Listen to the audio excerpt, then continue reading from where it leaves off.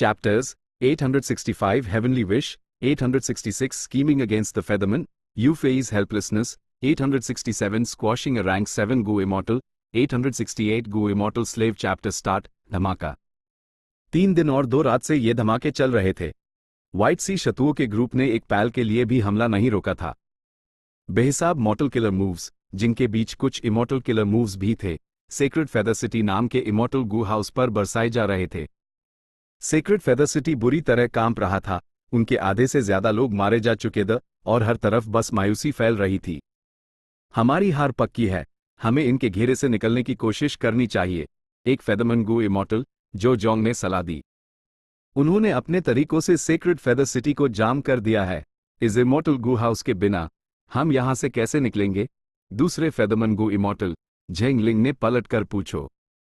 Sacred feather city में 3 गू immortals एक पहले ही मर चुका था, अब सिर्फ रैंक 7 गू इमॉर्टल झेंगलिंग और रैंक 6 जो जोंग हाई बचे थे। लॉर्ड झेंगलिंग, हालत बहुत नाजुक है, मैं साफ साफ कहूंगा। जो जोंग का चेहरा एकदम सीरियस था। पहले सेक्रेड फेदर सिटी इसलिए घिर गया क्योंकि आप इस इलाके को छोड़ने के लिए तैयार नहीं थे, इसीलिए दुश्मन को अपनी प्लानिंग सेट करने का टाइम मिल गया। ए फ्लैट, अगर लॉर्ड ने अभी भी नुकसान को कम करने का डिसाइसिव फैसला नहीं लिया तो हम सब यहीं अपनी जान गंवा देंगे। मुझे मरने से डर नहीं लगता, लेकिन शहर में बेहिसाब मासूम लोग हैं, वो भी मारे जाएंगे। और अगर इन दुश्मनों ने उन्हें जिंदा छोड़ भी दिया तो वो उन्हें गुलाम बना लेंगे और उन्हें पूरी जिंदगी अन इंसानों की गुलामी करनी पड़ेगी। झेंगलिंग ने ये बातें सुनी और आखिरकार उससे होश आया। उसने जो जोंग की तरफ देखा, उसकी आंखों में आंसू चमक रहे थे और उसने कहा, तुम सही कह रहे हो, मेरी ही अकल पर पर्दा पड़ गया था। जो जोंग ने उससे जोश दिलाते हुए कहा, लॉर्ड, मैं आपका फैसला समझ सकता हूं। इस वक्त दुनिया पर इंसानों का राज है, हम जैसे वेरिएंट ह्यूमंस के लिए रहने की कोई जगह नहीं है। ये दुनिया पुराने 9 हेवंस में से ग्रीन हेवन का एक टूटा हुआ हिस्सा है। ये बहरी दुनिया से अलग थलग है और एक जन्नत जैसी है, हमें इससे आसानी से नहीं छोड़ना चाहिए। लेकिन अभी हमारे पास इससे छोड़ने के अलावा कोई चारा नहीं है। झेंगलिंग ने माथे पर बाल डालते हुए कहा, अभी सेक्रेड फेदर सिटी पर पाबंदी लगी हुई है, अगर हम अपने लोगों के साथ बचकर निकलना चाहते हैं तो सिर्फ एक ही रास्ता है। जो जोंग तुरंत मान गया, बिल्कुल सही, हमें immortal killer move heavenly wish का इस्तेमाल करना होगा। तो 1 घंटे बाद बचे हुए सारे फेदरमैन को बुलाया गया, सब अरेना के पास इकट्ठे हुए। मैं दुआ करता हूं मेरे फेदरमैन क्लैन के लोग जिंदा रहे। मैं दुआ करता हूं मेरे फेदरमैन क्लैन के लोग आज़ादी हासिल करें। मैं दुआ करता हूं मेरे फेदरमैन क्लैन के लोग उन्हें दुनिया में रहने के लिए एक जगह मिले। हजारों फेदरमैन चिल्लाए। जो जोंग और झेंगलिंग की रहनुमाई में पूरा सेक्रेड फेदर सिटी एक साफ सफेद रोशनी में चमकने लगा। शुरू में रोशनी कुछ मीटर्स ऊंची थी, लेकिन जल्द ही वो बढ़कर दर्जनों मीटर्स तक पहुंच गई। लॉर्ड व्हाइट सी शत्रुओं, सामने वाले कोई चाल चल रहे हैं, क्या हम उन्हें रोकने के लिए कुछ नहीं करेंगे? एक फीमेल गू इमॉर्टल टैंग यांग रैन ने पूछो। टेंशन मत लो, मैंने इस सिचुएशन का अंदाजा पहले ही लगा लिया था। मुझे ये इमॉर्टल गू हाउस चाहिए और ये इसे यहां से ले जा नहीं सकते। व्हाइट सी शत्रुओं ने समझाते हुए बाकी सबको ऑर्डर दिया, हमला करते रहो, बस जैसा चल रहा है वैसा ही चलने दो, उन्हें इंटरप्ट मत करना, उन्हें भागने दो। Northern plains, tie by blessed land. आसमान शीशे की तरह साफ था और जमीन सूनी पड़ी थी। ताई बाई यून शेंग के साथ Fang Yuan high grade blessed land का टूर करने निकला था। ये पहली बार नहीं था कि Fang Yuan Tai Bai blessed land आया था, लेकिन ये पहली बार था कि वो ताई बाई यून शेंग के साथ आया था। सिर्फ जब एक गू इमॉर्टल अपने इमॉर्टल एपर्चर को बाहर रखता है, तभी वो खुद उसके अंदर जाकर उससे पर्सनली कंट्रोल कर सकता है। आमतौर पर इमॉर्टल एपर्चर गू इमॉर्टल के शरीर के अंदर छुपा होता है, लेकिन जब वो इमॉर्टल एपर्चर को बाहर मेन वर्ल्ड में रखते हैं तो गू इमॉर्टल खुद इमॉर्टल एपर्चर के अंदर होता है। गू इमॉर्टल्स और उनके इमॉर्टल एपर्चर्स एक हाई चीज थे। जब इमॉर्टल एपर्चर बाहर रखा जाता है तो गू इमॉर्टल उससे छोड़कर बाहर नहीं जा सकता था। ताई बाई ब्लेस्ड लैंड एक हाई ग्रेड ब्लेस्ड लैंड था, उसकी जमीन काफी बड़ी थी, लगभग 4700 स्क्वायर किलोमीटर्स।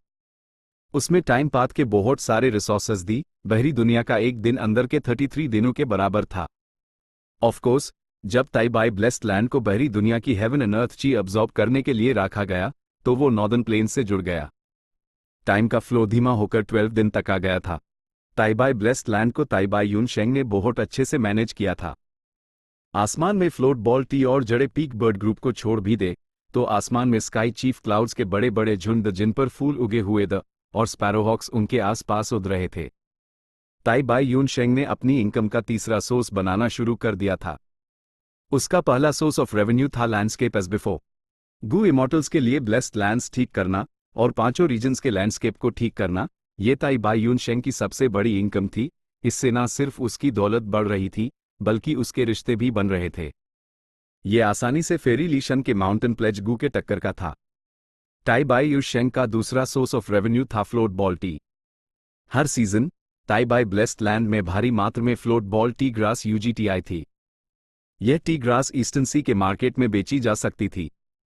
ज़ॉम्बी अलायंस के शार्क डेमन इमॉर्टल ज़ॉम्बी की मदद से ताइबाई यून शेंग ने उनके मार्केट में एंट्री मारी थी। लेकिन इस बिजनेस में कंपटीशन बहुत था और प्रॉफिट कम था। हर सीजन की कमाई उससे भी कम थी जो ताइबाई यून शेंग दूसरे गू इमॉर्टल्स के इमॉर्टल एपर्चर्स ठीक करके कमाता था। मेरा प्लान है कि मेन लकपाथ मॉर्टल गू को अपना तीसरा इनकम सोर्स बनाऊंगा। यहां 1 लाख से ज्यादा स्पैरोहॉक्स आबेस हैं, अनपढ़ जंगली कीड़े हैं और इन कीड़ों से ढेर सारे क्लाउड पथ मॉर्टल गू पैदा होंगे। लेकिन ये सब मेरी आने वाली अर्थली कैलेमिटी पर डिपेंड करेगा। अगर मैं उससे आसानी से पार कर गया और मेरे ब्लेस्ड लैंड को क्लाउड पाथ डाउ मार्क्स मिल गए तो सबसे बेस्ट होगा। ताइबाई यून शेंग ने अपने गोल्स और उम्मीदें फैंग युआन को बताई। ठीक इसी वजह से उसने अपने ब्लेस्ड लैंड के रिसोर्सेस को बाहर नहीं निकला था। ये इसलिए था ताकि वो उससे मिलती जुलती अर्थली कैलेमिटी को खींच सके, ताकि अर्थली कैलेमिटी के बाद ताइबाई ब्लेस्ड लैंड को कुछ क्लाउड पाथ डाउ मार्क्स मिल सके। किस्मत और मुसीबत साथ साथ आते हैं। पहले जब फैंग युआन ने हु इमॉर्टल ब्लेस्ड लैंड को ट्रिब्यूलेशन से गुजरने में मदद की थी, उसने लगभग सारे कीमती रिसोर्सेज बाहर निकाल दिए थे। आखिर में उससे एक ब्लड पाथ अर्थली कैलेमिटी का सामना करना पड़ा और हु इमॉर्टल ब्लेस्ड लैंड को ब्लड पाथ डाउ मार्क्स माइल। अगर फैंग युआन ने ये रिसोर्सेज बाहर ना निकाले होते तो शायद कुछ बदलाव होता और दूसरी अर्थली कैलामिटीज आ सकती थी, जैसे कि एरी फायर ड्रैगन पाइथन्स के लिए फायर पाथ डाउ मार्क्स, रिग्रेटफुल स्पाइडर्स के लिए विजडम पाथ डाउ मार्क्स या ड्रैगन फिश के लिए वाटर पाथ डाउ मार्क्स। इन डाउ मार्क्स का जुड़ना उनसे जुड़े रिसोर्सेज के लिए बहुत फायदेमंद था। लेकिन इसमें एक कमी थी। जब अर्थली कैलामिटी आती तो इन कीमती रिसोर्सेज को भारी नुकसान होता। दूसरे शब्दों में, अभी का नुकसान भविष्य के फायदे के लिए था। वो लोग लॉन्ग टर्म प्रॉफिट की कोशिश कर रहे थे। ऑफ कोर्स, हेवनली ट्रिब्यूलेशंस और अर्थली कैलामिटीज हमेशा मनमाफिक नहीं होती थी। ये सिर्फ एक पॉसिबिलिटी थी। एक चांस ये भी था कि अगर फैंग युआन इन रिसोर्सेज को रखता भी, तब भी blood poison carrier flower earthly calamity आ जाती। इस केस में उसका नुकसान बहुत बड़ा होता। आखिरकार हेवंस विल को समझना नामुमकिन था। अभी ताइबाई यून शेंग ने रिसोर्सेस को नहीं हटाया था, वो क्लाउड पाथ अर्थली कैलामिटी को लालच दे रहा था। वो सफल होगा या नहीं ये पता नहीं था। फैंग युआन को भी एतमाद नहीं था, लेकिन उसने उससे दिलासा दिया, मैंने तुम पर अर्थली कैलामिटी से पहले ही टाइम असिस्ट लक वाला किलर मूव इस्तेमाल कर दिया था, क्या पता तुम्हारी मुराद पूरी हो जाए। वैसे इस दौरान immortal killer move time assist luck को फैंग युआन ने लाइट ऑफ विजडम का इस्तेमाल करके मॉडिफाई कर लिया था। ए फ्लैट फैंग युआन धीरे धीरे समझ रहा था कि विजडम गू सच में कितने काम की चीज है। बेशक वो सिर्फ लाइट ऑफ विजडम का इस्तेमाल कर सकता था, लेकिन सिर्फ वही उसके कल्टीवेशन के सफर को बहुत आगे बढ़ा सकती थी। ताइबाई यून शेंग ने कुछ महसूस किया, उसका एक्सप्रेशन बदल गया। अर्थली कैलामिटी आ गई। पूरा ताइबाई ब्लेस्ड लैंड कांपने लगा। जमीन से ढेर सारी अर्थ की फूट पड़ी, जबकि आसमान से थोड़ी सी हेवन की नीचे आई। एक अजीब रोशनी का धमाका हुआ और यूएस गहरी रोशनी के अंदर से अनगिनत जीवों की दुआएं और प्रार्थनाएं सुनाई दे रही थी। मैं दुआ करता हूं मेरे फेदरमन क्लैन के लोग जिंदा रहे। मैं दुआ करता हूं मेरे फेदरमन क्लैन के लोग आजादी हासिल करें। मैं दुआ करता हूं मेरे फेदरमन क्लैन के लोग उन्हें दुनिया में रहने के लिए एक जगह मिले। अजीब रोशनी गायब हो गई। ब्लेस्ड लैंड के वेस्टर्न हिस्से में हजारों फेदरमन मौजूद थे। ये कैसी अर्थली कैलामिटी है? एक पाल के लिए तो फैंग युआन भी अचानक से चौंक गया। उसने ऐसी अजीब अर्थली कैलामिटी पहले कभी नहीं देखी थी। ताइबाई यून शेंग गहरी सोच में डूब गया। ये कौन सी जगह है? एक फेदरमन गू इमॉर्टल जो जोंग ने चौकस अंदाज में इधर उधर देखा। Immortal killer move heavenly wish का इस्तेमाल करने के बाद एक जबरदस्त ताकत ने सेक्रेड फेदर सिटी के सारे फेदरमैन को टेलीपोर्ट कर दिया। एक खाली सेक्रेड फेदर सिटी पीछे छूट गया। व्हाइट सी शतुओ बहुत दूर की सोचता था, उसने बिना ज्यादा मेहनत किए ये इमॉर्टल गू हाउस हासिल कर लिया। फैंग युआन और ताई बाई यून शेंग को अपनी तरफ उड़ते देखकर फेदरमैन गू इमॉर्टल जेंग लिंग का चेहरा बदल गया। अरे नहीं, ये तो किसी ह्यूमन गू इमॉर्टल का ब्लेस्ड लैंड है। हमें एक अर्थली कैलेमिटी की तरह यहां टेलीपोर्ट कर दिया गया है। जो जोंग ने हैरानी से कहा, यह कैसे हो सकता है? इसका मतलब हमारे दुश्मन अब भी गू इमॉर्टल्स हाई होंगे। हमारे सामने 2 रैंक 6 गू इमॉर्टल्स हैं और एक तो बॉटम टियर कल्टिवेशन लेवल का इमॉर्टल ज़ॉम्बी है। तुम डर किस बात से रहे हो? जेंग लिंग जोर से हंसा। इन्हें मार दो और हम इस छोटी सी दुनिया को हासिल कर सकते हैं। ठीक वैसा ही जैसा हमने चाहा था। भले ही ये जगह ग्रीन हेवन फ्रैगमेंट वर्ल्ड से कमतर है, लेकिन हमारे ट्राइब के रहने के लिए काफी है। हमला। जेंग लिंग ने यह कहते हुए उड़ना शुरू कर दिया। जब वो ताई बाई यून शेंग और फैंग युआन से हजारों कदम दूर था, उसने अपने हाथों से धक्का दिया। वुश! हवा चली, एक ठोस हवा की दीवार बन गई और वो एक जबरदस्त तेजी के साथ फैंग युआन और ताई बाई यून शेंग की तरफ बढ़ी। ये एक इमॉर्टल किलर मूव था जिसमें झेंग लिंग ने अपनी सारी फ्रस्ट्रेशन निकाल दी थी। वो व्हाइट सी शत्रुओं का कुछ नहीं बिगाड़ पाया था। उसने अपना सारा गुस्सा फैंग युआन और ताई बाई यून शेंग पर निकाल दिया। हवा की दीवार को अपनी तरफ आते देख फैंग युआन ने ताई बाई यून शेंग को अपने पीछे खींच लिया और नफरत से कहा, बचकानी चाल। Myriad self first style, giant hand, rumble. Strength path के विशाल हाथ ने आगे बढ़कर हवा की दीवार को तोड़ दिया और फिर अपनी बची हुई ताकत से वो झेंग लिंग की तरफ लपका। जो जोंग और झेंग लिंग के चेहरे के रंग उड़ गए। वो फैंग युआन के विशाल हाथ को ऐसे देख रहे थे जैसे उन्होंने कोई भूत देख लिया हो। क्या? सिर्फ एक bottom tier rank 6 immortal zombie, पर इसके पास असल में रैंक 7 बैटल स्ट्रेंथ है। दोनों फेदरमैन गू इमॉर्टल्स समझ गए कि उनका पाला एक तगड़े दुश्मन से पड़ा है। झेंग लिंग का चेहरा बहुत ही बुरा हो गया। अगर ये नॉर्मल टाइम होता तो वो फैंग युआन से नहीं डरता, लेकिन व्हाइट सी शत्रुओं और बाकियों के साथ एक घमासान लड़ाई के बाद उसकी बैटल स्ट्रेंथ काफी कम हो गई थी। रैंक 6 जो जोंग की हालत तो और भी खराब थी। रुको, हम इस बारे में बात कर सकते हैं। मैंने जल्दबाजी में हमला कर दिया, प्लीज मुझे माफ कर देना। जेंग लिंग चिल्लाया, हमारी भी अपनी मजबूरियां हैं। हमारे पास तुम्हारे ब्लेस्ड लैंड में आने के अलावा कोई चारा नहीं था। उसने उन्हें रुकने को कहा, लेकिन फैंग युआन ने बिजली की तेजी से जवाब दिया। इतना ही नहीं, उसने 5 और स्ट्रेंथ पथ के विशाल हाथ बुलाए और उन्हें चारों तरफ से घेर लिया। जब यहां आ ही गए हो तो जाने का सोचना भी मत। फैंग युआन ने सर उठाकर हंसते हुए कहा। चैप्टर 866 फेदरमैन के खिलाफ साजिश। यूफी की बेबसी। फेदरमैन गू इमॉर्टल जेंग लिंग का चेहरा बड़ा अजीब हो गया था। सर, क्या आपको लगता है कि हम थाली में सजी हुई मछली हैं?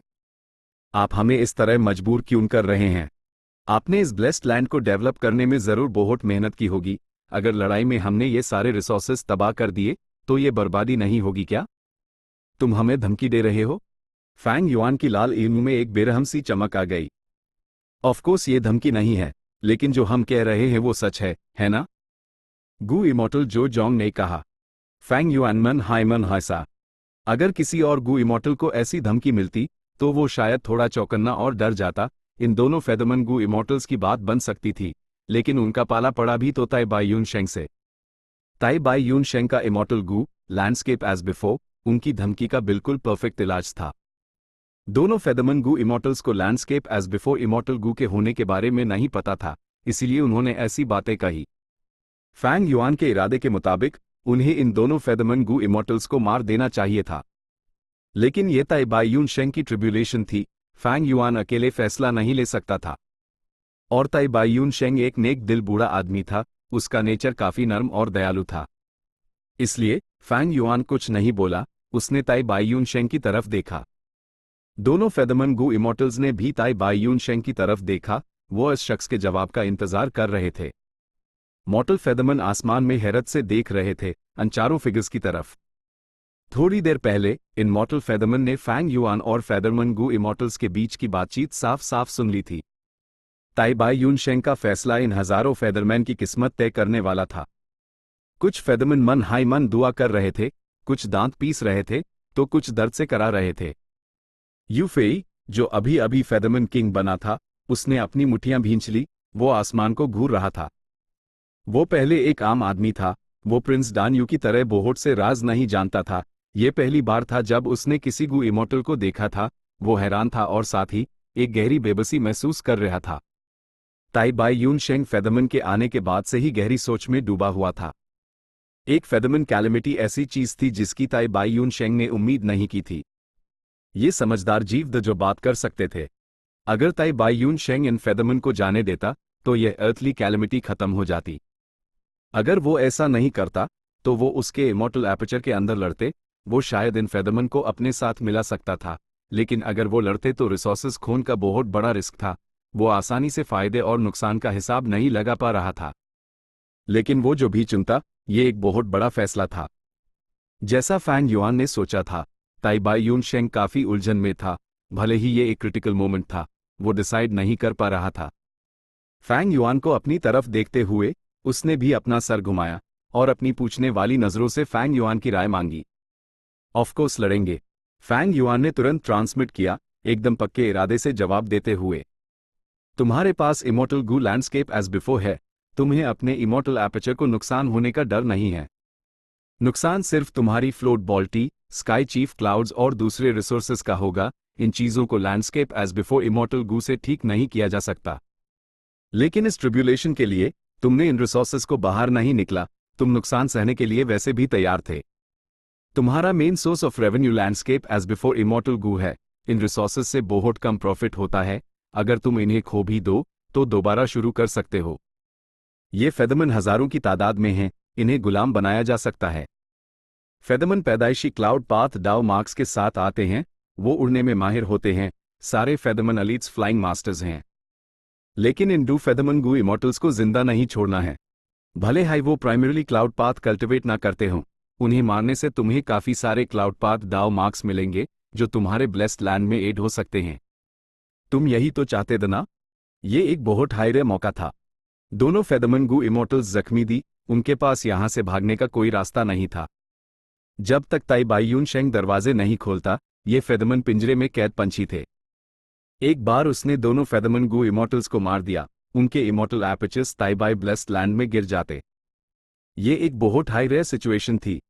जब एक गु इमॉर्टल मरता है और अपना इमॉर्टल एपर्चर पीछे छोड़ जाता है, तो वो इमॉर्टल एपर्चर एक अलग थलग ब्लेस्ड लैंड बन जाता है और दुनिया से हेवन एंड अर्थ ची अब्जॉर्ब करता है।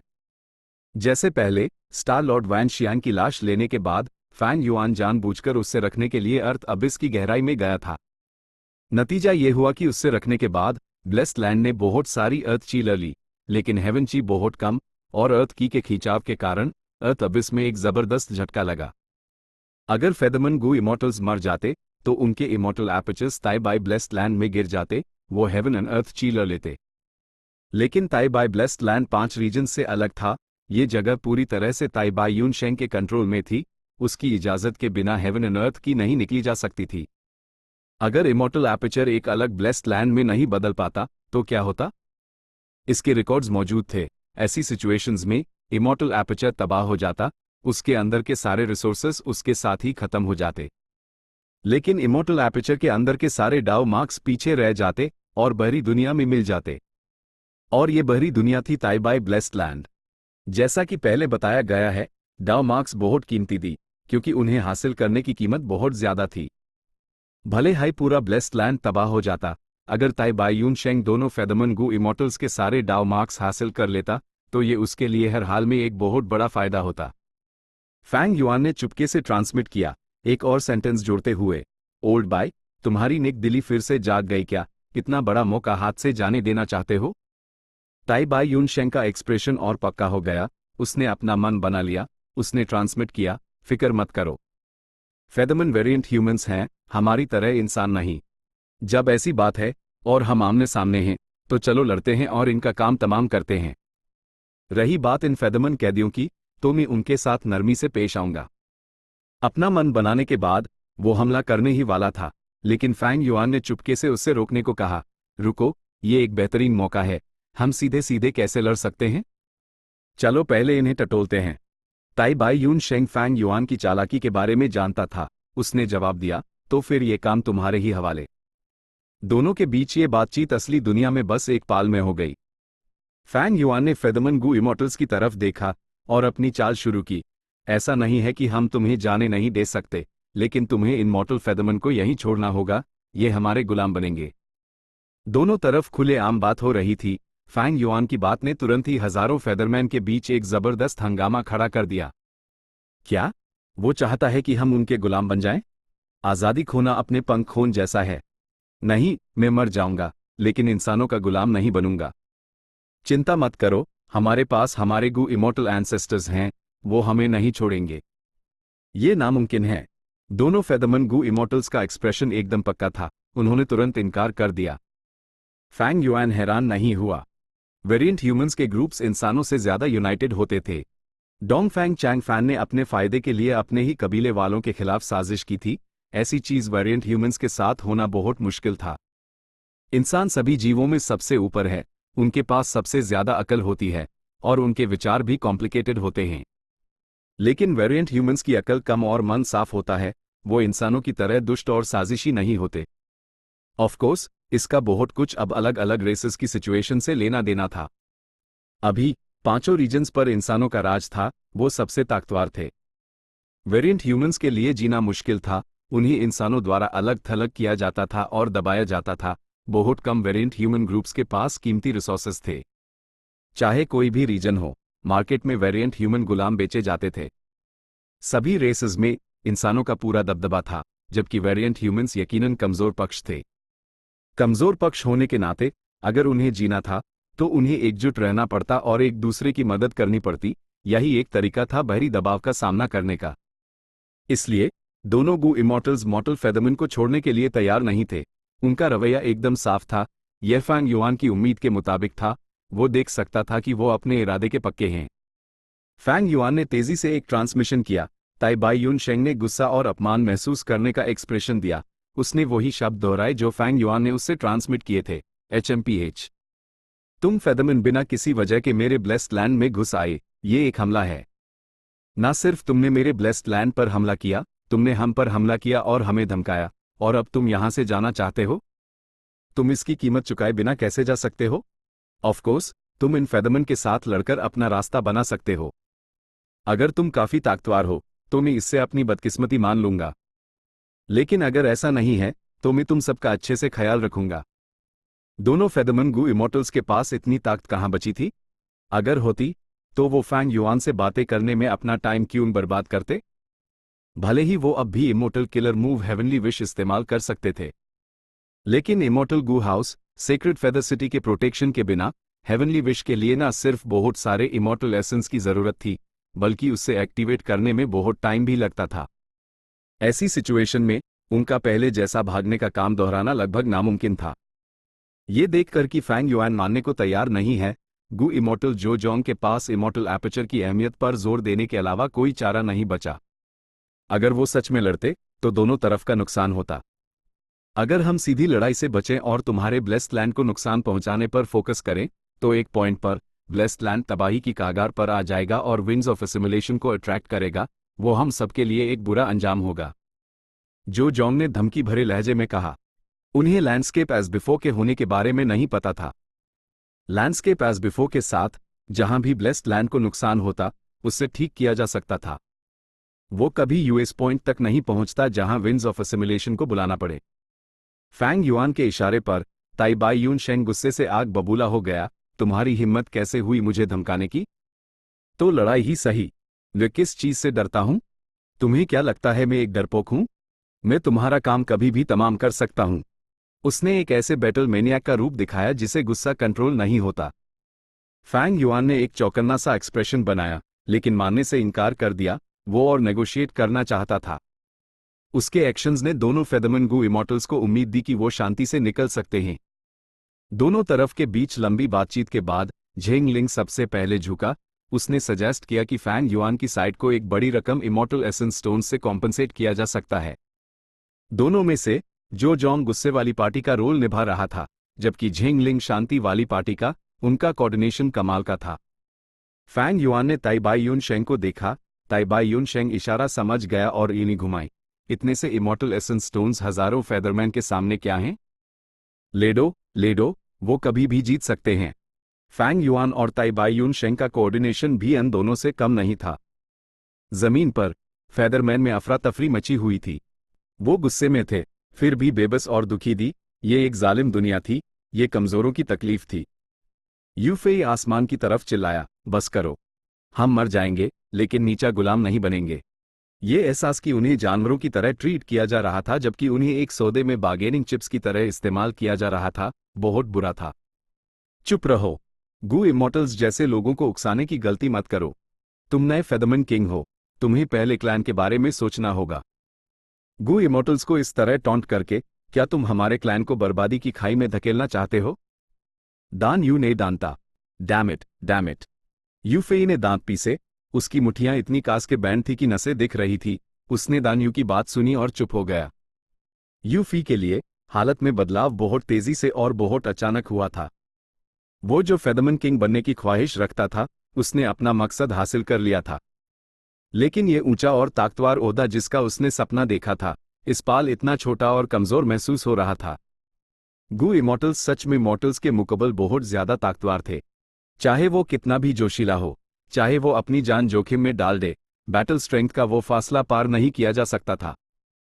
चैप्टर 867 एक रैंक 7 गू इमॉर्टल को कुचलना। जेंगलिंग ने इमॉर्टल एसेंस स्टोन से कॉम्पेंसेट करने का सजेशन दिया। भले हाई ताई बाईयून शेंग ने माना कर दिया। फैंग युआन ने सोचने का नाटक किया, हमें फेदरमैन स्लेव्स चाहिए, लेकिन तुम सिर्फ इमॉर्टल एसेंस स्टोन्स ऑफर कर रहे हो। ये झगड़ा सुलझ नहीं सकता। ऐसा करते हैं, चलो एक एक कदम पीछे लेते हैं और अपनी ताकत से फैसला करते हैं। ताई बाईयून शेंग का एटीट्यूड एकदम सख्त था। उसने एक बैटल मेनियाक का रवैया दिखाया। बातचीत के दौरान उसने कई बार मैं तुम्हारा काम कभी भी तमाम कर सकता हूं कहकर उन्हें टॉन्ट किया था। अगर शार्ट डेमन और दूसरे जो ताई बाईयून शेंग को अच्छे से जानते दर यहां होते तो उन्हें लगता कि ये ताई बाईयून शेंग कोई बहरूपिया है। जो जोंग और झेंग लिंग ने एक दूसरे को देखा। बैटल मेनियाक ताई बाईयून शेंग से बात करना मुश्किल था, लेकिन ऐसा लग रहा था कि इमॉर्टल ज़ॉम्बी फैंग युआन फैसले लेने का इंचार्ज था। यह फेदरमैन गू इमॉर्टल्स के लिए अजीब नहीं था। आखिरकार फैंग युआन ने पहले रैंक 7 बैटल स्ट्रेंथ दिखाई थी। दोनों ने चुपके से बात की। उन्हें लगा फैंग युआन ताई बाईयून शेंग से बात करने में ज्यादा आसान है, वो ज्यादा समझदार लग रहा है। सामने वाला एक इमॉर्टल ज़ॉम्बी है, उसका इमॉर्टल एपर्चर इमॉर्टल एसेंस पैदा नहीं कर सकता, इसीलिए वो काफी सावधान रहता है। हमें इसकी इस कमजोरी का फायदा उठाना चाहिए। लेकिन ये ब्लेस्ड लैंडस कमीने बूढ़े का है।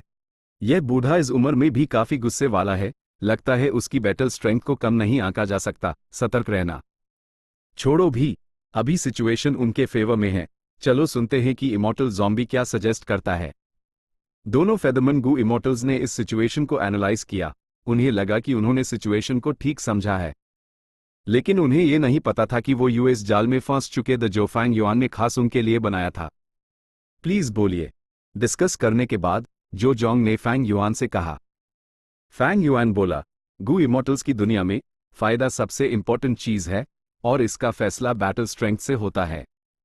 हम 10 मुकबल करेंगे। हर जीत पर तुम अपने फेदरमैन का 10% हिस्सा हमें दोगे, लेकिन हर हार पर हम कंपनसेशन के तौर पर सिर्फ कुछ इमॉर्टल एसेंस स्टोन्स लेंगे। जो जोंग मानने को तैयार नहीं था, वो चिल्लाया, जीते या हारें, फायदा तो तुम्हारा ही हो रहा है। फैंग युआन हल्का सा मुस्कुराया और कोई जवाब नहीं दिया। ताई बाईयून शेंग दहाड़ने लगा, शिकायत क्यों कर रहे हो? अगर ये मंजूर नहीं है तो चलो लड़ते हैं। मेरे हाथों में खुजली हो रही है कुछ तोड़ने के लिए। मैं तुम्हारा काम कभी भी तमाम कर सकता हूं। अगर तुमने मेरे इमॉर्टल एपर्चर को तबाह करने की हिम्मत की तो मैं पहले इमॉर्टल फेदरमैन को काट डालूंगा। ज्यादा से ज्यादा क्या होगा, हम साथ में नीचे जाएंगे। कौन डरता है किससे? उसने एक बिना दिमाग वाले बैटल मेनियाक का परफेक्ट एग्जाम्पल पेश किया। जो जोंग और झेंग लिंग ने उससे पूरी तरह इग्नोर कर दिया। उनके चेहरे पर ऐसा भाव था जैसे वो उसके लेवल तक गिरना नहीं चाहते। दोनों ट्रांसमिशंस का इस्तेमाल करके अपने फैसले डिस्कस करने लगे। फैंग युआन ने सही वक्त पर अनपुर दबाव डाला, अगर तुम इससे नहीं मानते तो हमें लड़ना पड़ेगा। इन शब्दों से अन दोनों फेदरमैन इमॉर्टल्स के दिल कांप गए। वो साफ समझ गए थे कि मौजूदा हालत में कुर्बानी तो देनी ही पड़ेगी। सबसे लॉजिकल फैसला यही था कि अपने नुकसान को कम से कम किया जाए। आखिर में झेंग लिंग ने सर हिला दिया, मुकाबलों के लिए मान गया। लेकिन उसकी एक शर्त थी, उन्हें अपने पास मौजूद information path immortal killer move का इस्तेमाल करके एक अग्रीमेंट बनाना होगा, जैसे माउंटेन प्लेज गू होता है, ताकि दोनों पार्टीज पर पाबंदी लगी रहे। नतीजा चाहे जो भी हो, 10 मुकाबलों के बाद फैंग युआन की साइड फेदरमैन के लिए कोई प्रॉब्लम खड़ी नहीं करेगी।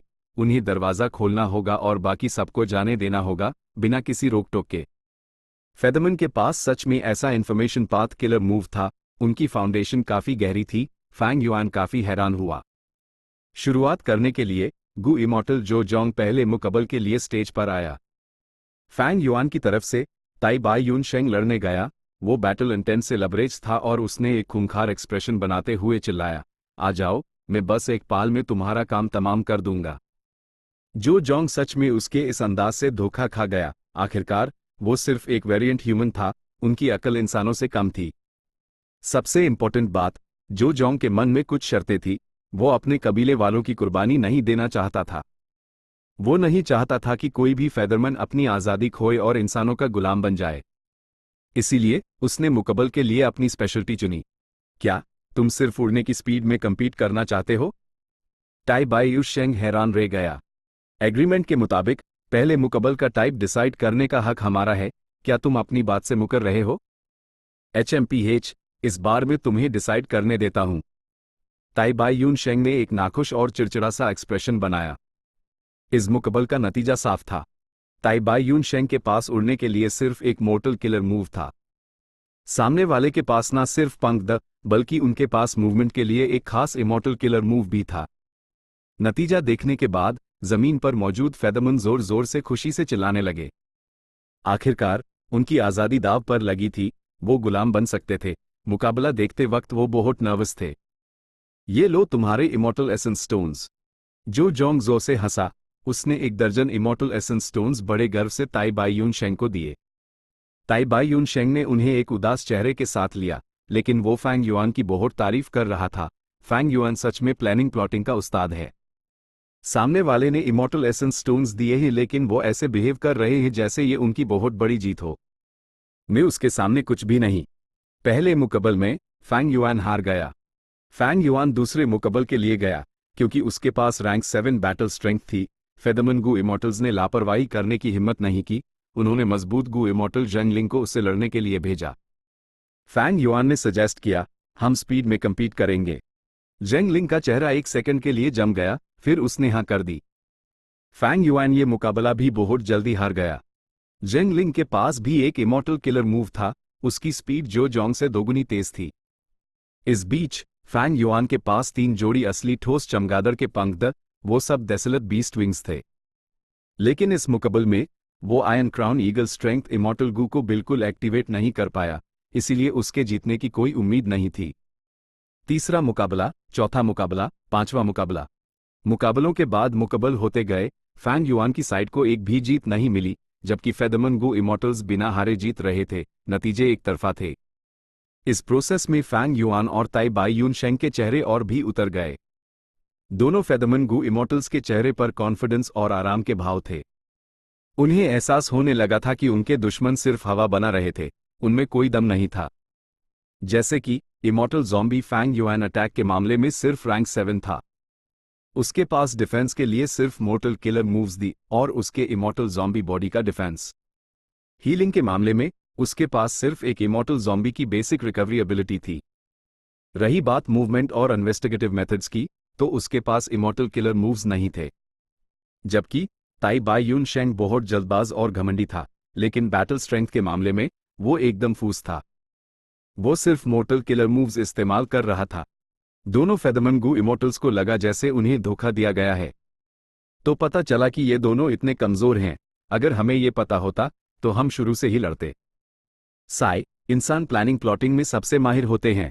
हमने पहले high information path immortal killer move इस्तेमाल कर लिया है और खुद को बांध लिया है। हम सिर्फ यहां से जा सकते हैं और हमला नहीं कर सकते। सोचो तो, हम पहले वाले ह्यूमन गू इमॉर्टल हमलावरों से कुछ ज्यादा ही डर गए थे। हमारे सेक्रेड फेदर सिटी की फाउंडेशन के कारण हम ज्यादातर ह्यूमन गू इमॉर्टल्स से बेहतर हैं। ये दोनों काफी इंप्रेसिव हैं, लेकिन वो हमारे मुकाबले के नहीं हैं। इस तरह दोनों फेदरमैन गू इमॉर्टल्स ने 9 राउंड्स जीत लिए, सिर्फ आखिरी मुकाबला बचा था। इस मुकाबले में चाहे जो भी हो, इसके खत्म होने के बाद फैंग युआन की साइड एग्रीमेंट के कारण फेदरमैन को रोक नहीं सकती थी, उससे उन्हें जाने देना पड़ता। जमीन पर जीत के नारे पहले ही गूंज रहे थे। नया फेदरमैन किंग यू फेई का चेहरा अब बेहतर था। उसकी ऊँग चमक रही थी जब वो फेदरमैन क्लैन के दोनों गो इमॉर्टल्स को देख रहा था। उसके मन में अब एक और बड़ा अरमान जाग उठा था। मैंने फैसला कर लिया है, जैसे हाइमेन गु इमॉर्टल बनूंगा, मैं एक असली मर्द बन जाऊंगा। मुझे गु इमॉर्टल बनना ही है, भले ही मुझे किंग बनना छोड़ना पड़े, मेन गु इमॉर्टल बनूंगा। फैंग युआन ने एक कदम आगे बढ़ाया और उसकी आवाज बहुत ठंडी हो गई। ये आखिरी मुकाबला है, हम चारों अटैक और डिफेंस की लड़ाई लड़ेंगे। पहले राउंड में मैं अटैक करूंगा और तुम डिफेंड करोगे, और अगले राउंड में तुम अटैक करोगे और मैं डिफेंड करूंगा। हमारा पार्टनर सिर्फ हीलिंग मेथड्स इस्तेमाल कर सकता है, जब एक साइड आगे नहीं लड़ पाएगी, वो हार जाएगी। जो जोंग और झेंग लिंग ने एक दूसरे को देखा, उन्होंने माथे पर बाल डाले जैसे उन्हें कुछ गड़बड़ का एहसास हुआ हो। फैंग युआन मुकबल के रूल्स ऐसे बना रहा था जिससे उनका फायदा पूरी तरह से दिखे। इस बीच झेंग लिंग और जू जोंग इस मुकबल के रिक्वेस्ट को माना नहीं कर सकते थे, उन्हें इससे स्वीकार करना ही पड़ा। इस हिसाब से 10वां मुकाबला सबसे मुश्किल है। ये आखिरी राउंड है, इससे जीतने के बाद हम सारे फेदरमैन को बचा पाएंगे और सुरक्षित निकल जाएंगे। दोनों गु इमॉर्टल ने मन ही मन बात करते हुए लड़ाई के लिए आगे बढ़े। सर, प्लीज हमला कीजिए, झेंग लिंग ने एक कदम आगे बढ़ते हुए कहा। फैंग युआन कुछ नहीं बोला, वो झेंग लिंग से 1000 कदम दूर था। उसने सामने वाले की तरफ हाथ बढ़ाया। रंबो, एक स्ट्रेंथ पथ के विशाल हाथ ने हवा को चीरते हुए झेंग लिंग को बुरी तरह से पकड़ने की कोशिश की। झेंग लिंग ने बचने की अपनी इंस्टिंक्ट को दबाया। उसने अपना डिफेंसिव किलर मूव एक्टिवेट किया और उसके शरीर पर रोशनी से बना एक कवच आ गया। कवच एकदम असली लग रहा था। उसने स्ट्रेंथ पथ के विशाल हाथ को रोक लिया। फैंग युआन के चेहरे पर कोई बदलाव नहीं आया। उसने ये रोशनी का कवच चौथे मुकबल में देख लिया था। ये एक light path defensive immortal killer move था। रोक लिया, जो जोंग ने खुशी से चिल्लाया। अब हमारी हमला करने की बारी है। फैंग युआन ने टांस कसा। सर, क्या आप इतनी जल्दी नतीजे पर पहुंच रहे हैं? मेरा हमला एक झटके वाला नहीं है, बल्कि एक लगातार अटैक है। मैंने अभी अपना हमला खत्म नहीं किया है। कोई बात नहीं, सिर, आप हमला जारी रख सकते हैं, झेंग लिंग ने धीमी आवाज में कहा। पहले के मुकाबलों में फैंग युआन ने हमला किया था। झेंग लिंग को लगा कि वो मिरियड सेल्फ जायंट हैंड को पूरी तरह से रोक सकता है। लेकिन अगले हाई पैल फैंग युआन ने एक बेरहम मुस्कान दिखाई और झेंग लिंग का चेहरा बदल गया। पहले फैंग युआन अपनी ताकत छुपा रहा था, सिर्फ एक कोर इमॉर्टल गु इस्तेमाल कर रहा था। ए फ्लैट, उसने अपने सारे कोर इमॉर्टल गु एक साथ इस्तेमाल कर दिए। स्ट्रेंथ पाथ का विशाल हाथ लाइट पाथ डिफेंसिव मेथड को तोड़ रहा था और चटाकने की आवाजें सुनाई दे रही थी। अरे नहीं, इस रेट से लॉर्ड झेंग लिंग कीमा बन जाएंगे। जो जोंग हैरान रह गया। झेंग लिंग, अच्छे से सोच लो, मेरा विशाल हाथ सिर्फ एक अटैक है, ये तुम्हारी मूवमेंट को रोक नहीं सकता। लेकिन अगर तुम अभी इससे बाहर निकले तो तुम हमारा एग्रीमेंट तोड़ दोगे। इस केस में तुम हमारे पहले के एग्रीमेंट का उल्लंघन करोगे और सारे मुकबल बेकार हो जाएंगे। फैंग युआन ने टांस कासा। डैम इट, मैं अपनी पूरी ताकत लगा दूंगा, झेंग लिंग गुस्से से चिल्लाया। उसने एक और डिफेंसिव किलर मूव एक्टिवेट किया। वो एक इमॉर्टल किलर मूव था। दो इमॉर्टल किलर मूव्स एक साथ मिलकर स्ट्रेंथ पाथ के विशाल हाथ को रोक रहे थे। इस पॉइंट पर दोनों पार्टीज फिर से एक डेडलॉक में फंस गए। वकाई, वो सिर्फ एक रैंक 6 इमॉर्टल ज़ॉम्बी है, वो लॉर्ड झेंग लिंग के साथ एक लंबी लड़ाई कैसे लड़ सकता है? जो जोंग शांत हो गया। लेकिन एक पल बाद फैंग युआन अब भी पूरे जोश में था, जबकि झेंग लिंग अब बेचैन होने लगा था। वो टिक नहीं पा रहा था।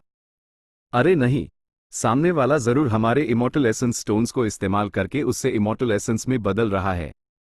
इसके विपरीत हमने एक घमासान लड़ाई के बाद अपनी काफी फाउंडेशन खो दी है, इसलिए हमारी इमॉर्टल एसेंस पहले खत्म हो रही है। वजह समझकर जो जोंग को एक जबरदस्त गुस्सा और उदासी महसूस हुई, जिसे शब्दों में बयान करना मुश्किल था।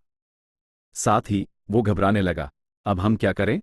अगर मैं उसकी मदद करना चाहता हूं तो मैं सिर्फ हीलिंग मेथड्स इस्तेमाल कर सकता हूं, वरना हम मुकबल का एग्रीमेंट तोड़ देंगे और पहले के मुकबल बेकार हो जाएंगे। वो वहां जिस्म से मौजूद था, लेकिन उससे लगा जैसे वो मीलों दूर है। जो जोंग बेबस था। फैंग युआन का इतनी मेहनत से बनाया हुआ जाल अब अपना काम कर रहा था। कभी कभी तुम्हारी पुरानी कामयाबियां ही तुम्हें और बड़ी सफलता हासिल करने में सबसे बड़ी रुकावट बन जाती हैं। अगर वो यह राउंड जीत जाते तो उन्हें पूरी जीत हासिल हो जाती। वो सारे फेदरमैन को बचा लेते और उन्हें सुरक्षा में ले जाते। वो एक मुकबल से डॉ सिर्फ एक मुकाबला। अगर उन्होंने नियम तोड़े तो सब कुछ नल एंड वॉइड हो जाता।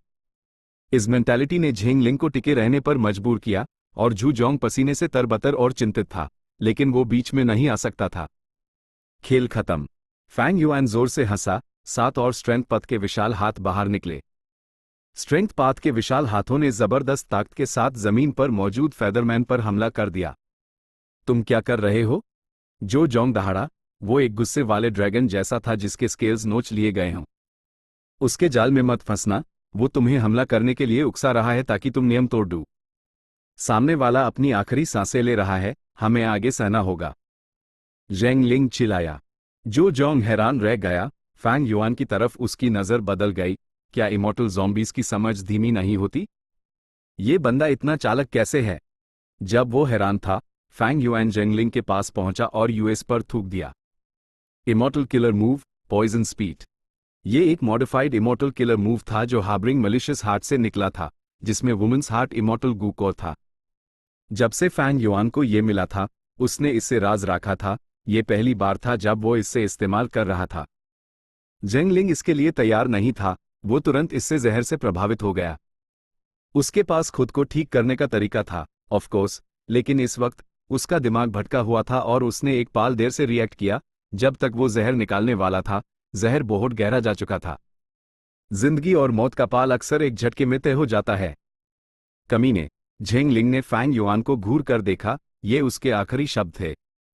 एक जोरदार आवाज के साथ उसने कंट्रोल खो दिया और स्ट्रेंथ पथ के विशाल हाथों द्वारा कीमा बना दिया गया। लॉर्ड जेंगलिंग। जो जोंग गुस्से से चीखा। सब कुछ इतनी तेजी से हुआ, जब तक जो जोंग रिएक्ट करता बहुत देर हो चुकी थी। उसके पास मन एज बिफोर जैसा कोई इमॉर्टल गू नहीं था। फैंग युआन ने अपने दूसरे स्ट्रेंथ पथ के विशाल हाथों से जो जोंग पर हमला किया। तुम डिफेंड नहीं कर सकते, अटैक नहीं कर सकते और बच भी नहीं सकते। भूलना मत, इस मुकबल के रूल्स के हिसाब से तुम सिर्फ हीलिंग मेथड्स इस्तेमाल कर सकते हो। फैंग युआन चिल्लाया।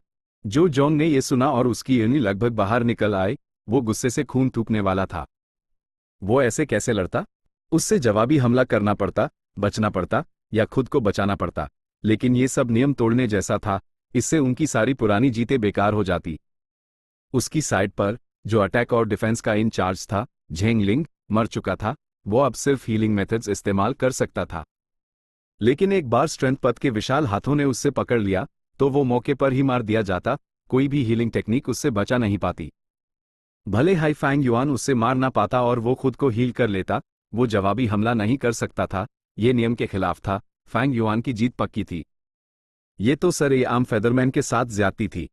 इस वक्त जो जोंग के हैरान चेहरे को देखकर ताई बाई यून शेंग ने भी दया और हमदर्दी का भाव दिखाया।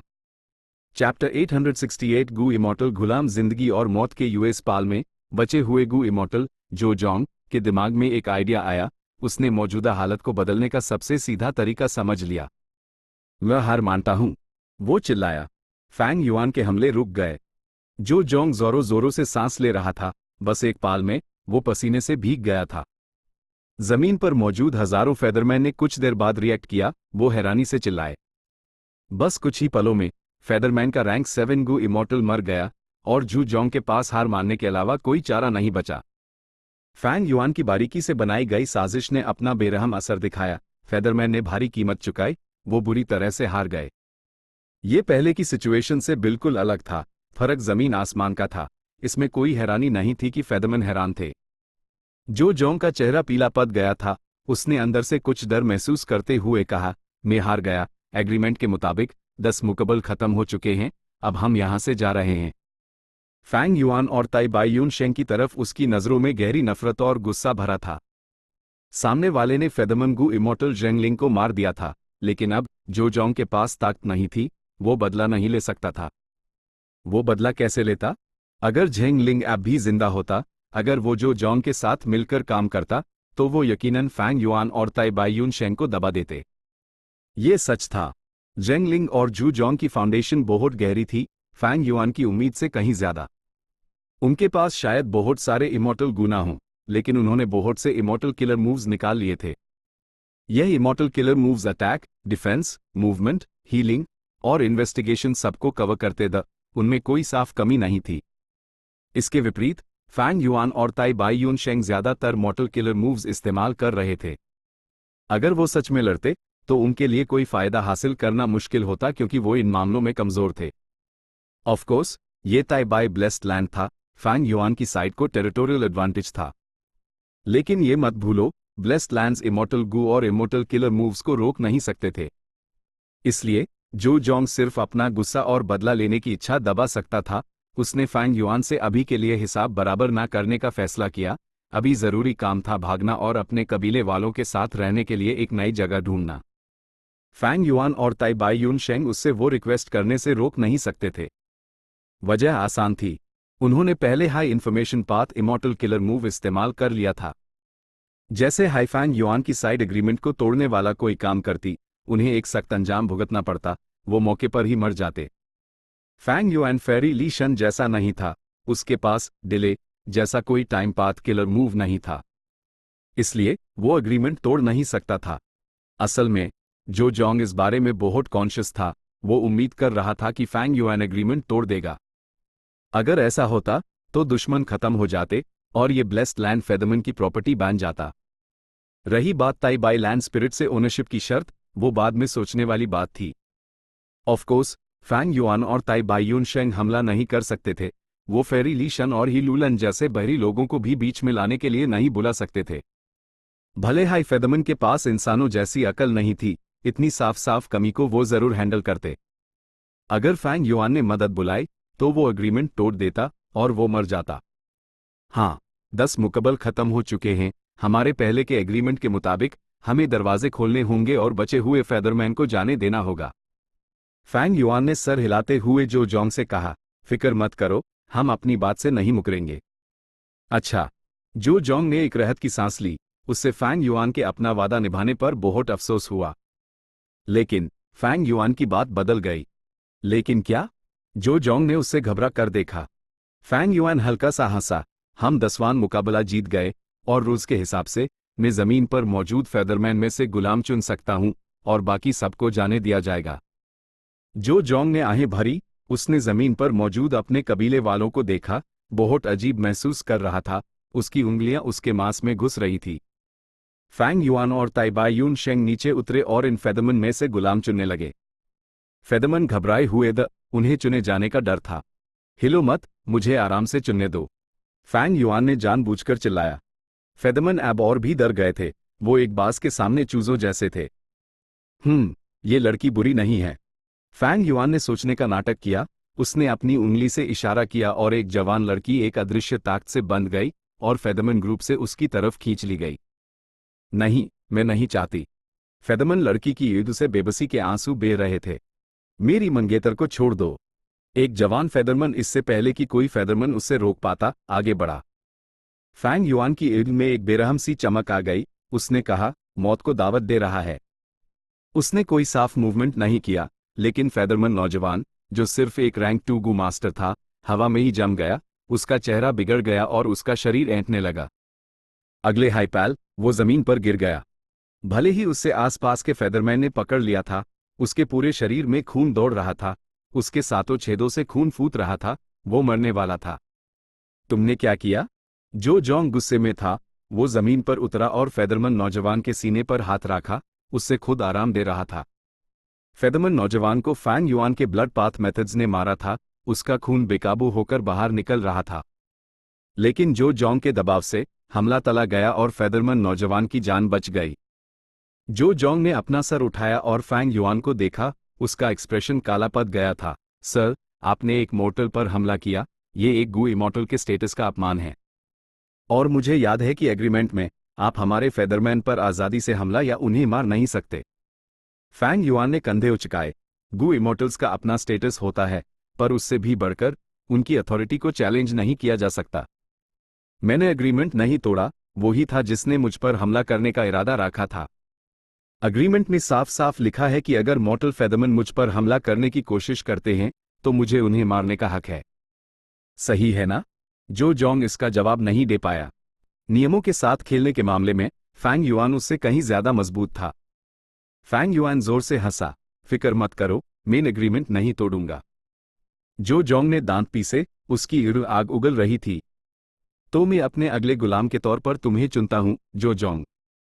अचानक फैंग युआन ने जो जोंग की तरफ इशारा किया। उसके चेहरे पर एक मुस्कान थी, जैसे उसकी साजिश कामयाब हो गई हो। क्या तुमने क्या कहा? इस वक्त जो जोंग को लगा जैसे उसने कुछ गलत सुना है। वो एक गू इमोर्टल को अपना गुलाम बनाना चाहता है? ये कैसे हो सकता है? जो जोंग ने फैंग युआन को यकीन न करते हुए देखा। क्या सामने वाला पागल हो गया था? फैंग युआन ने मुस्कुराते हुए कहा, जो जोंग, क्या तुम भूल गए? हमारा एग्रीमेंट था, जैसे ही मेरी साइड जीतेगी, मैं जमीन पर मौजूद इन फेदमन का एक हिस्सा चुनकर उन्हें अपना गुलाम बना सकता हूं। फैंग युआन ने जमीन पर मौजूद शब्दों पर जोर दिया। जो जोंग को लगा जैसे उस पर बिजली गिरी हो। वो मौके पर ही हैरान रह गया, बिल्कुल नहीं हिला। आसपास के फेदरमैन अब घबरा या उछल नहीं रहे थे। वो मूर्तियों की तरह जम गए थे, अपने गू इमोर्टल को घूर रहे थे, उसके पैरों को घूर रहे थे। जो जोंग जमीन पर खड़ा था। इस वक्त जो जोंग का एक्सप्रेशन बहुत दिलचस्प था। वो कागज जैसा सफेद से काला और गंभीर हो गया। उसके पंख अनजाने में फड़फड़ाए। वो अपने पैर उठाना चाहता था जैसे फर्श लावा हो और उसके पैर जल रहे हों। ही। फैंग युआन एक अजीब तरह से हंसा। उसकी लाल ईंट में एक चालक रोशनी चमक रही थी। जिस पाल तुमने जमीन पर कदम रखा, तुम मेरे गुलाम बन गए। जो जोंग, अब अगर तुम मुझ भी जाओ, बहुत देर हो चुकी है। जो जोंग फैंग युआन पर चिल्लाया, ये एक जाल है। ये एक गंदी साजिश है। फैंग युआन जोर से हंसा। उसने एक स्मग और बेशरम सा लुक दिखाया। हाँ, बिल्कुल सही, ये एक जाल था, ये एक गंदी साजिश थी। बदकिस्मती से तुम इसमें फंस गए। उसके पास ताई बाई यून शेंग ने आहें भरी। तुम सिर्फ खुद को दोष दे सकते हो कि तुमने अपने शरीर को नजरअंदाज किया। सच में गू इमोर्टल्स की अथॉरिटी को चैलेंज नहीं किया जा सकता। गुलाम का गू इमोर्टल होना रहे है। जब हमने एग्रीमेंट सेट किया, तुम दोनों हवा में उड़ रहे थे, जमीन से दूर, इसीलिए तुमने इस जाल को नोटिस नहीं किया। ऑफ कोर्स, अगर तुम समझ जाते और जमीन पर कदम नहीं रखते, तो हम भी कुछ नहीं कर सकते थे। लेकिन तुम्हारे मन में चोर था। तुम फेदरमैन का एक हिस्सा कुर्बान करके उन्हें गुलाम बनाना चाहते थे ताकि तुम्हें और बाकी फेदरमैन को आज़ादी मिल सके। खांसी। फैंग युआन खांसा। ओल्ड बाय, अगर वो जमीन पर ना भी उतारता, मेरे पास फिर भी तरीके थे। हम धीरे धीरे अपने गुलाम चुन सकते थे। हम 1-2 साल ले सकते थे और सीधे फेदरमैन को अपाहिज बना देते। उन्हें जीने के लिए खाना और पानी चाहिए, लेकिन ताई बाय ब्लेस्ड लैंड तुम्हारा है। एग्रीमेंट के कारण वो ब्लेस्ड लैंड को कोई नुकसान नहीं पहुंचा सकते। जब तक हम अपने गुलाम नहीं चुनते, वो इस ब्लेस्ड लैंड के अंदर कैदी बने रहेंगे। इस बार ताई बाई यून शेंग ने भी फैंग युआन को हैरानी से देखा। जो जोंग का मुंह खुला का खुला रह गया। इस वक्त उससे लगा कि वो बस बहुत ही ज्यादा बेवकूफ और नादान था। Chapter and.